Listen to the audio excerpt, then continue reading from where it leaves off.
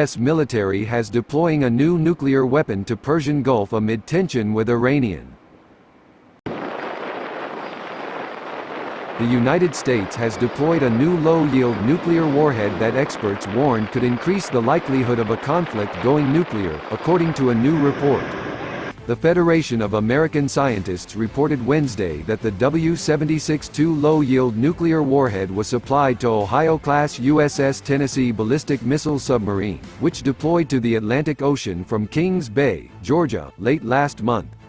The report estimated that the new warhead was fitted on at least one or two of the vessel's 20 Trident submarine-launched ballistic missiles, each of which could carry up to 8 warheads.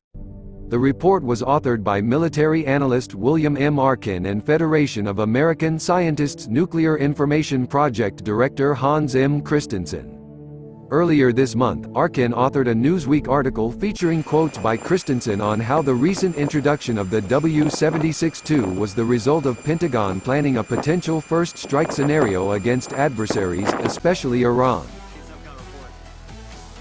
While the authors of the February 2018 Nuclear Posture Review said that the new warhead was not intended to enable, nor does it enable, nuclear war fighting, nor will it lower the nuclear threshold, critics have long argued that such a tool could be viewed as more usable in the event of a potential war scenario. The W-76-2 is estimated to produce about an explosive yield of about 5 kilotons, about a third of that produced by the atomic bomb dropped on the Japanese city of Hiroshima by the U.S. military in the final days of World War II in August 1945. Other Trident missiles are equipped with either the W-76-1, which produces around a 90 kiloton blast, or the W-88, capable of unleashing around a 455 kiloton yield.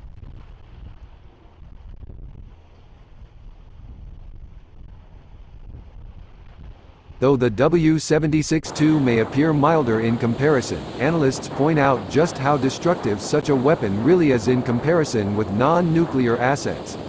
Writing for the Bulletin of the Atomic Scientists, Belfer Center for Science and International Affairs publishing manager Andrew Mancini said Tuesday that it's worth noting that a 6-kiloton weapon is still 500 times more powerful than the most powerful conventional explosive in the American arsenal. This weapon, the GBU-43B Massive Ordnance Air Blast, also known as Mother of All Bombs or MOAB, produces a blast barely surpassing a .01 yield.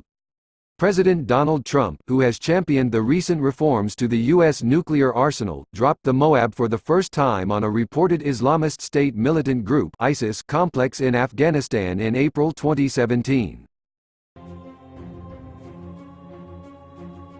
Mancini describes these weapons, low yield, high risk, in his article in the Bulletin, which just last week moved its doomsday clock to the latest to the closest it's been to midnight, the apocalypse, since its inception by some of the atomic bomb's original creators in 1947. The dual threats of nuclear war and climate change have placed the clock at 11:20 p.m., leaving humanity perilously close to obliterating itself, the Bulletin stated.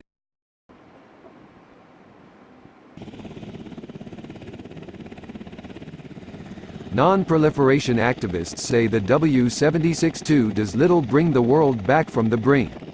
Tim Wright, the treaty coordinator of the 2017 Nobel Peace Prize-winning international campaign to abolish nuclear weapons, called the new nuclear warhead deployment an alarming development that heightens the risk of nuclear war. The United States' new, low-yield, nuclear warheads are still powerful enough to kill many tens of thousands of people, he tweeted Wednesday. Nuke Map, a tool developed by Stevens Institute of Technology nuclear history expert Alex Wellerstein, estimates the aftereffects of hypothetical nuclear detonations using various parameters such as kilotons, location and the type of impact. A Trident W-76-2 hitting Newsweek's offices in Lower Manhattan, for example, could kill nearly 80,000 people, injure over 170,000 more and leave radioactive fallout debilitating much of the southern tip of the borough, according to the tool. Such casualties vary wildly between civilian and military targets, but as 1945 showed, this line may quickly blur with such weapons of mass destruction. As Newsweek reported earlier this month, U.S. Strategic Command's Global Thunder 20 exercise in October, although certainly threatening to Iran, focused on Russia, which the Pentagon believes has developed low-yield nuclear devices of its own. Strategic Command announced Friday that it had completed another Global Thunder 20 joint drill Thursday. The exercise involved a classified scenario to engage USS TRATCOM Nuclear Command, Control and Communications (NC3) in support of geographic combatant commands. The exercise was the first to be conducted entirely at the U.S. military's new command and control facility located Offutt Air Force Base in Nebraska. Navy Vice Admiral Dave Crete was quoted describing the new headquarters as the first visible sign of how we are modernizing our nuclear force. Testing our ability to communicate, make decisions, and thwart threats is key to validating strategic deterrence, said Strategic Commander Navy Admiral Chaz Richards said. The American people and our allies can rest assured that our forces are ready if ever called upon.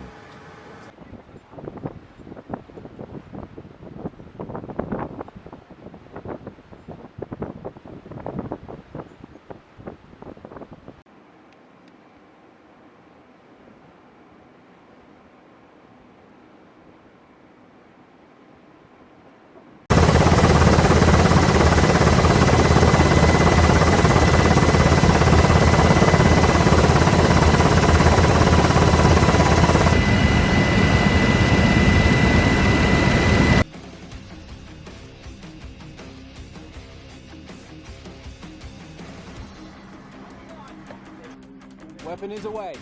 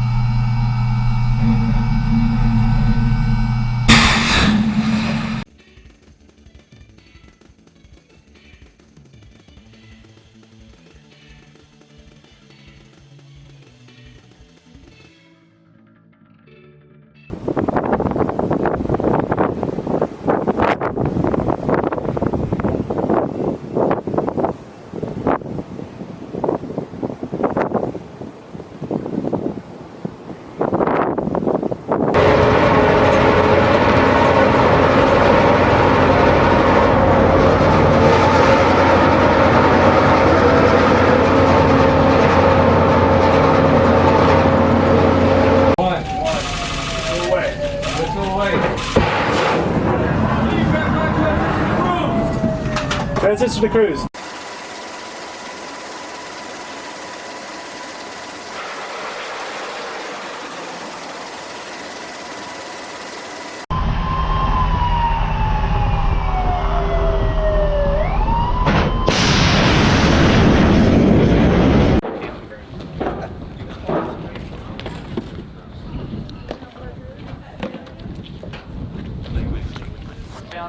Yeah, drill left hand. Whatever feels comfortable for you. If you want to get it up there first.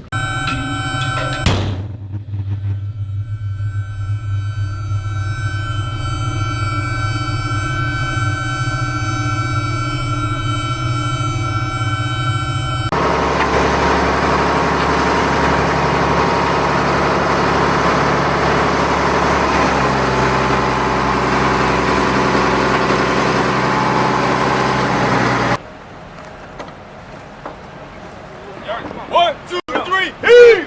1, 2, 3, heave! 1, 2, 3, heave!